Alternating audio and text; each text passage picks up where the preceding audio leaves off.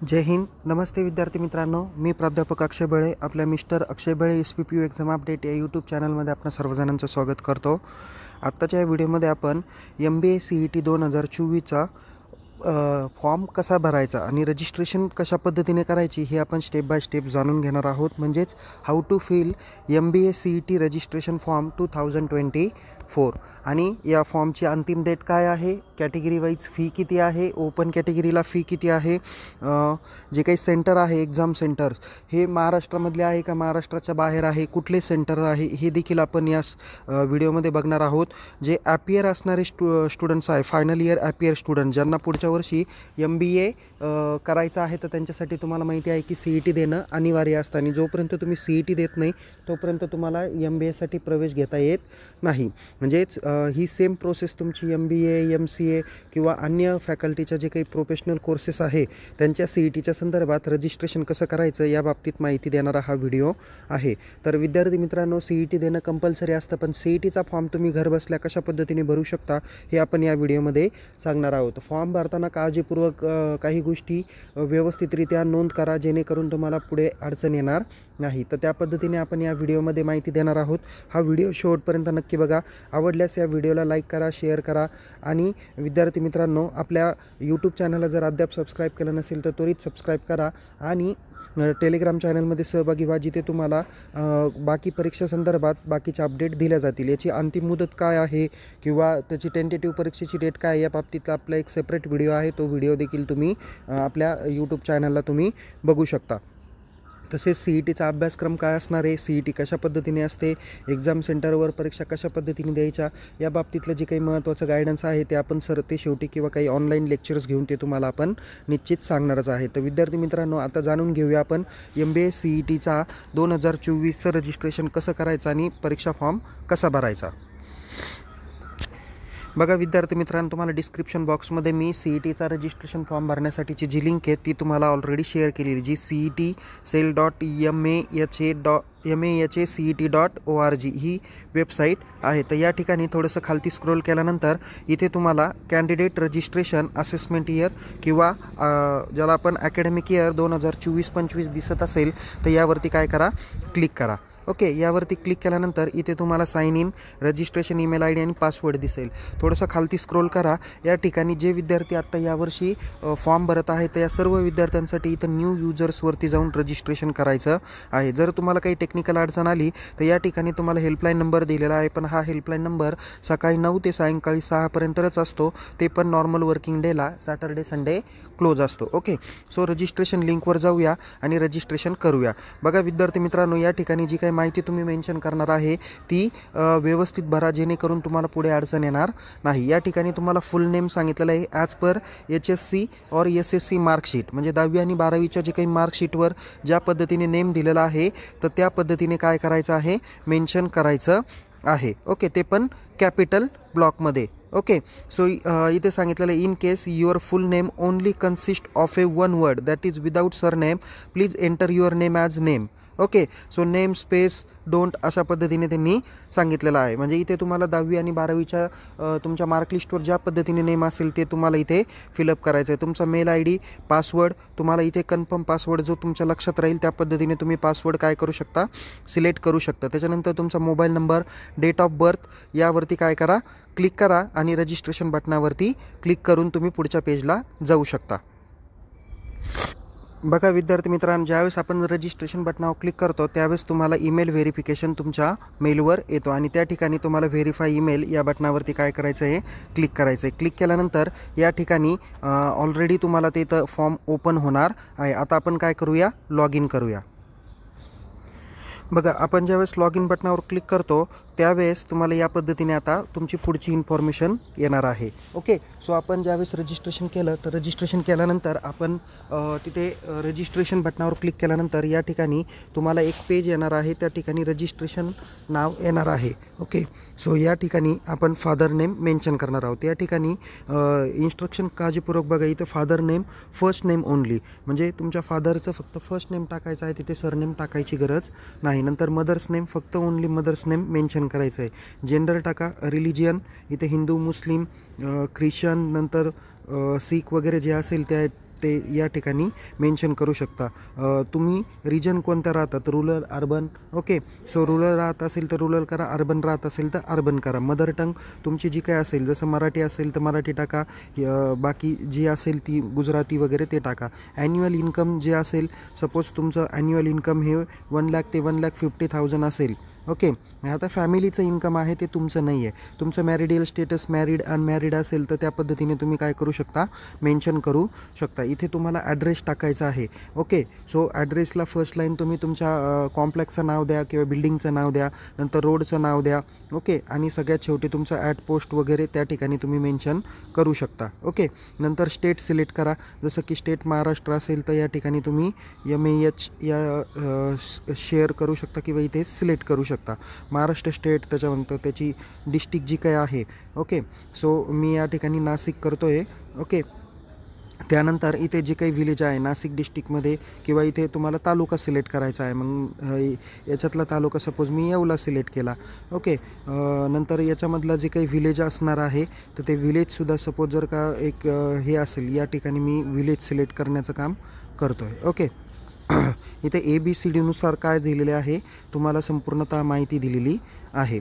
Okay, so मी या ठिकाणी जे काही विलेज असेल ते विलेज इथे शेअर केलं. त्याच्यानंतर इथला जो काय आहे तो पिनकोड, ज्या लोकल भागात राहतात तो पिनकोड टाका. STD कोड टाकण्याची आवश्यकता नाही. परत तिथे तुमचा मोबाईल नंबर टाकलेला आहे. जो तुमचा परमनंट ॲड्रेस आहे तोच जर का तुमचा करस्पॉन्डिंग ॲड्रेस असेल तर फक्त या बटनावरती काय करा, क्लिक करा. ओके, आपण आता पुढे जाऊया. ज्यावेळेस आपण ॲड्रेसची माहिती भरली त्याच्यानंतर आता आपल्याला अदर डिटेल्स विचारलेला आहे. त्याच्यानंतर सांगितलं की are you domicile in Maharashtra state. So या ठिकाणी येस करा. म्हणजे तुमच्याकडे डोमिसाईल सर्टिफिकेट महाराष्ट्राचं असेल तर या ठिकाणी सिलेक्ट करा, नसेल तर नो करा. मायनॉरिटी स्टेटस मायनॉरिटी असेल तर येस करा, नसेल तर नो करा. Are you persons with disability, handicap वगैरे असेल तर येस, नसेल तर नो करा. त्याच्यानंतर select SSC or equivalent passing year. Okay, so इथे तुम्ही 10वी कधी पासआउट झालेला आहे त्याचं इयर या ठिकाणी काय केलेलं आहे त्यांनी मेन्शन केलेलं आहे. Select SSC equivalent board. Okay, इथं बोर्डचं महाराष्ट्र स्टेट बोर्डामधून तुम्ही 10वी झालेला आहात. इथं त्याचे टोटल पर्सेंटेज किती आहे ते पर्सेंटेज तुम्ही या ठिकाणी मेन्शन करायचे. ओके, त्याच्यात त्यांनी सांगितलेलं आहे up to 2 decimal place are allowed. Okay, so या ठिकाणी मी इथे हे पर्सेंटेज मेन्शन करतो. ओके, इथे आपण जर का या पद्धतीने टाकायचा प्रयत्न केला तर काय येतं ते आपण चेक करूया. ओके, त्याच्यानंतर इथे HSC इक्वॅलंट बोर्ड. ओके, त्याच्यानंतर हे इथे परत महाराष्ट्र येणार आहे. ओके, सो हे मी पुन्हा त्याच याच्या ठिकाणी गेलो. म्हणजे तुम्ही सिलेक्ट स्कूल कोणत्या स्टेटमधून केलं आहे, म्हणजे अगोदर तुम्ही परत बोर्ड, त्याच्यानंतर तुमच्या त्या स्कूलचं किंवा याचं जे काही नाव आहे ते तुम्हाला सिलेक्ट करायचं आहे. ओके, नंतर आर यू ॲपिअरिंग और ॲपियर ऑफ 12th और डिप्लोमा एक्झाम इन 2024. तर या ठिकाणी तुमचं ऑप्शन हे नोच असलं पाहिजे. ओके, म्हणजे या ठिकाणी त्यांनी सांगितलेलं आहे की तुम्ही आता यावर्षी 12thला ॲपियर आहात का. आता तुम्ही MBAचा फॉर्म भरताय तर या ठिकाणी नो हे ऑप्शन येणार आहे. Select HSC or diploma passing year. Suppose तुम्ही 2000, आता हे मी माझी डिटेल या ठिकाणी मेन्शन करतो आहे, तुम्ही तुमची डिटेल्स या ठिकाणी मेन्शन करा. नंतर इथे सिलेक्ट HSC और डिप्लोमा इक्वॅलंट्स, म्हणजे हा पण तुम्ही महाराष्ट्र स्टेट बोर्डातून केला. मार्क्स टाईप तुमचे पर्सेंटेज असेल पर्सेंटेज करा. इथे किती मार्क्स तुम्हाला भेटले.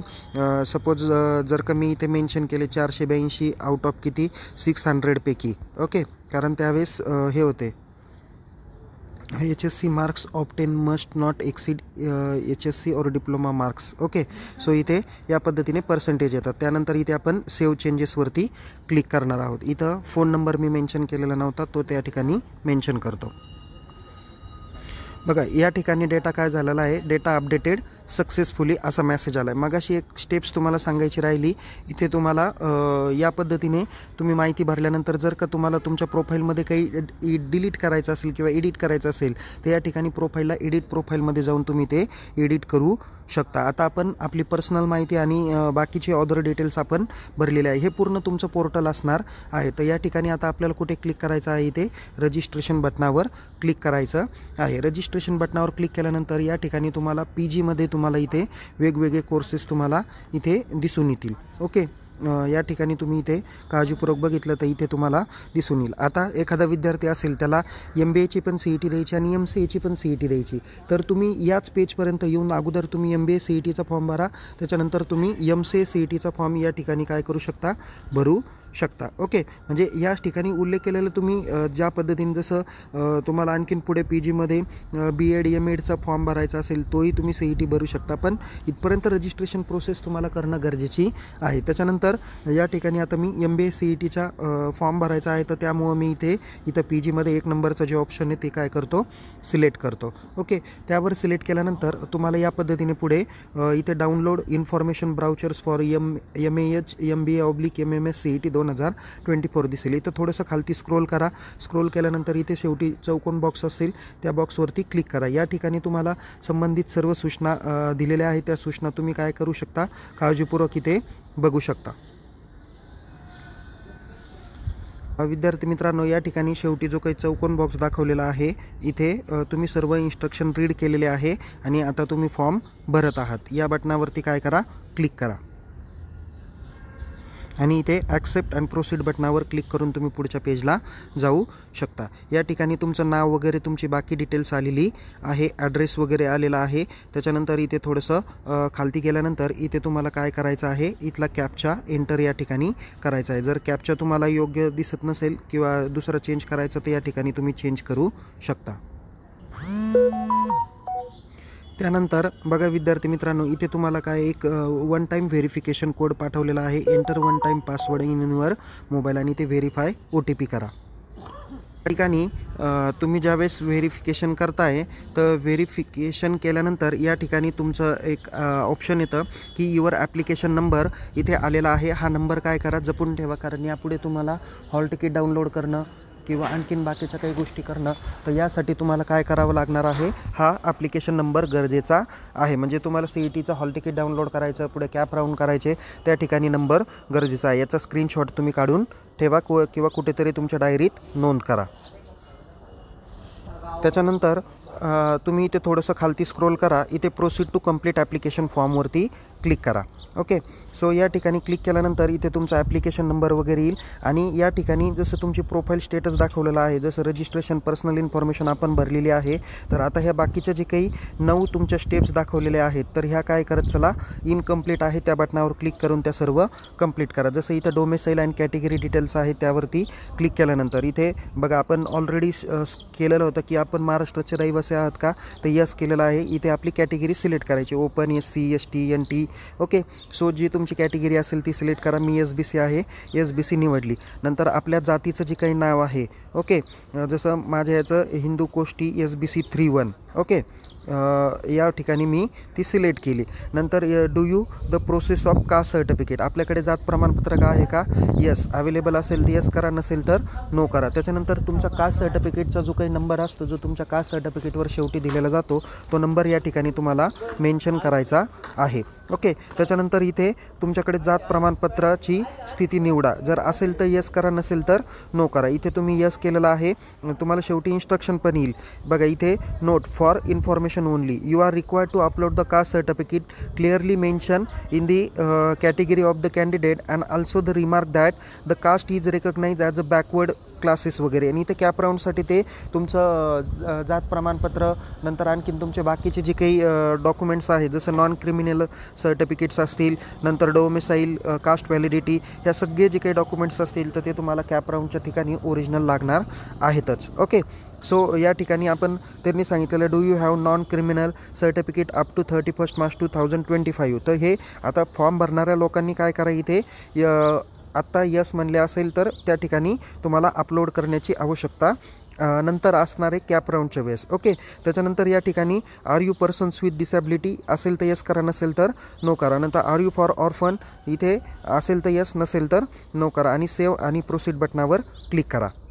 आता आपण ती माहिती कास्ट व्हॅलिडिटीची माहिती भरल्यानंतर आता आपण आपल्या क्वालिफिकेशन डिटेल्सकडे येऊया. तुम्ही 10वी आणि 12वीचे मार्क लिस्ट एंटर केल्यानंतर पुढे तुम्हाला ग्रॅज्युएशनची डिटेल्स विचारलेली आहे. आता बघा या ठिकाणी जे विद्यार्थी अंतिम वर्षाचे आहे आणि त्यांना आता पुढे MBA करायचं असतील पण ते काही पास झालेले नाही तर त्यांनी ॲपियर हे बटन काय करायचं, क्लिक करायचं आहे. जे ऑलरेडी पास आहे त्या विद्यार्थ्यांनी इथं पास या बटनावर क्लिक करायचं. जसं पासिंग इयर एखादा विद्यार्थी एप्रिल 2023ला पासआउट झाला असेल, त्यांनी एप्रिल 2023 केला.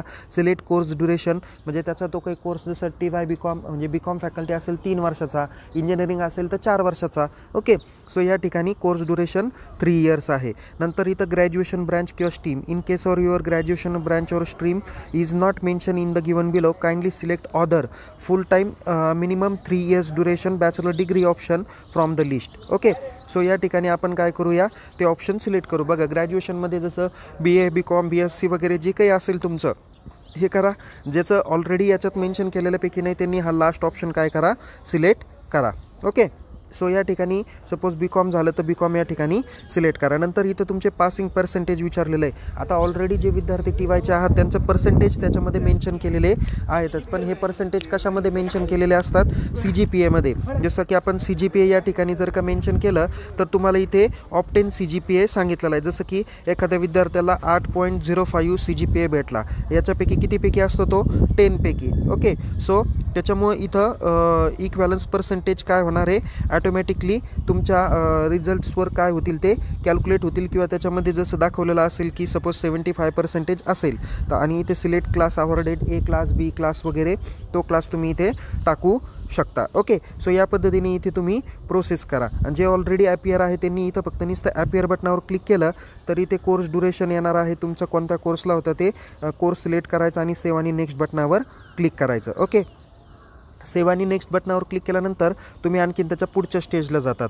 इथे काय सांगितलेलं आहे, specify preferences of MAH MBA MMS CET 2024 examination centre district wise. Okay, तर आता इथे बघा इथे सांगितलेलं आहे त्यांनी एक्झामिनेशन सेंटरचं स्टेट. इथे तुम्ही बिहार जर सिलेक्ट केलं तर बिहारमध्ये फक्त एकच सेंटर तुमचं निवडलं जाणार आहे, कारण बिहारमध्ये फक्त पटना या सिटीमध्येच आहे. नंतर इथे महाराष्ट्राच्या बाहेरसुद्धा एवढ्या ठिकाणी परीक्षा घेतली जाते, जसं Telangana, waste Bengal, Uttar Pradesh, Rajasthan, Maharashtra, Madhya Pradesh, Karnataka, Jharkhand, Jammu and Kashmir, Gujarat, Goa, Delhi, नंतर चंदीगड, बिहार सगळीकडे घेतलं जातं. आता महाराष्ट्रामध्ये जर का क्लिक केलं तर या ठिकाणी सिलेक्ट एक्झाम डिस्ट्रिक्ट नंबर 1. आता इथं तुम्हाला प्रेफरन्स द्यायचे, म्हणजे एखादा विद्यार्थी नाशिक असेल आणि त्यांनी पहिला प्रेफरन्स जर का मुंबई दिला तर त्याचं परीक्षा मुंबईमध्ये होऊ शकते. तर त्यांनी सिलेक्ट करताना या ठिकाणी त्याला आवश्यक असणाऱ्या सिटीमध्ये त्यांनी घ्यायचं आहे. या ठिकाणी बघा कोणकोणते सेंटर अवेलेबल आहे, अहमदनगर, अकोला, अमरावती, औरंगाबाद ज्याला आपण छत्रपती संभाजीनगर म्हणतो, बीड, भंडारा, बुलढाणा, चंद्रपूर, धुळे, गडचिरोली, गोंदिया, नंतर हिंगोली, जळगाव, जालना, कोल्हापूर, लातूर, मुंबई सिटी, मुंबई सब अर्बन, नंतर नागपूर, नांदेड, नंदुरबार, नाशिक, उस्मानाबाद, पालघर, परभणी, पुणे, रायगड, रत्नागिरी, सांगली, सातारा, सिंधुदुर्ग, सोलापूर, ठाणे, वर्धा, वाशिम, यवतमाळ. सपोज मला पहिला प्रेफरन्स नाशिकला द्यायचा असेल तर मी या ठिकाणी नाशिक सिलेक्ट करेल. मला नाशिकच्या नंतर मला सपोज पुणे जवळ आहे तर मी काय करणार आहे, ड्रॉपडाऊन बॉक्समध्ये पुणे सिलेक्ट करेल. पुण्यानंतर मला जर का दुसरं मुंबई जवळ किंवा नगर जवळ आहे तर मी नगर सिलेक्ट केलं. त्याच्यानंतर मला औरंगाबाद जवळ आहे तर मी औरंगाबाद सिलेक्ट केलं. सो या पद्धतीने मी 4 प्रेफरन्स काय केले या ठिकाणी निवडले. नंतर सेव्ह आणि नेक्स्ट बटनावर आपण क्लिक करूया. हे व्यवस्थितरित्या आपण काय करा, अपलोड करा. त्याच्यानंतर इथे तुम्हाला सिलेक्ट तुमचा फोटोग्राफ आहे, या ठिकाणी सिलेक्टमध्ये जाऊन अगोदर फोटोग्राफला क्लिक करा आणि या ठिकाणी बघा इथे डायरेक्ट तुम्ही काय करतात, इथे अपलोड बटनावर क्लिक करतात. तर त्यावर क्लिक न करता तुम्ही थोडंसं इकडे उजव्या बाजूला इथे ओपन बटनावर क्लिक करून तुम्ही फाईल अगोदर काय करा, सिलेक्ट करा आणि ती व्यवस्थितरित्या क्रॉप करून नंतर अपलोड करा. सो फोटो या पद्धतीने तुम्हाला अपलोड केलेला दिसून येईल. त्याच पद्धतीने तुम्ही पासपोर्ट साईज फोटो अपलोड करा. मी इथे फक्त माझा फुल साईज फोटो केला, इथे तुम्ही पासपोर्ट साईज फोटो सिलेक्ट करा. मी पासपोर्ट साईज आता फोटो मला अपलोड करता आला नाही, पण मी तो त्या ठिकाणी करणार आहे. नंतर सिग्नेचर सिलेक्ट करा आणि सिग्नेचर देखील इथे ओपन या बटनावर क्लिक करून ती तुम्ही सिलेक्ट करू शकता. बघा विद्यार्थी मित्रांनो, या ठिकाणी आपण फोटो आणि सिग्नेचर अपलोड केलेले आहे. नंतर सेव्ह आणि प्रोसीड बटनावर क्लिक करा. ओके, सेव्ह आणि प्रोसीड बटनावर क्लिक केल्यानंतर इथे येतं select document which are uploading. Okay, इथे तुम्हाला एक डॉक्युमेंट काय करायचं आहे, अपलोड करायचं आहे जे तुमच्या आयडेंटिटी रिलेटेड आहे. जसं की मी या ठिकाणी पॅन कार्ड अपलोड करतो आणि इथे पॅन कार्ड काय करा, अपलोड करा. ओके, म्हणजे ज्या विद्यार्थ्यांना पॅन कार्ड, आधार कार्ड, काही ID प्रूफ द्यायचा असेल त्या ठिकाणी इथे अपलोड करू शकता. याची साईज काय असेल, 500 KB आत पाहिजे. ओके, बघा ज्या ठिकाणी मी डॉक्युमेंट्स अपलोड केलं तर या ठिकाणी व्ह्यूमध्ये ते डॉक्युमेंट दिसणार आहे. इथे आणि सेव्ह आणि प्रोसीड बटनावर आपण क्लिक करून त्याच्या पुढच्या पेजला जाऊया. या ठिकाणी तुमचं पूर्णपणे ॲप्लिकेशन आलेलं आहे. सगळी माहिती वगैरे व्यवस्थित बरोबर आहे का नाही हे क्लिअर करा आणि या ठिकाणी आय हॅव बटनावर क्लिक करून I have read all the important instruction या बटनावर क्लिक करून तुम्ही प्रोसीड टू पेमेंट बटनावर क्लिक करा. ओके, इथं please check your details, fill the application form carefully before the making the payment. After making the payment you cannot किंवा you will have not to be able to make only changes in the application form details. So या ठिकाणी yes to sure the payment या बटनावर click करा.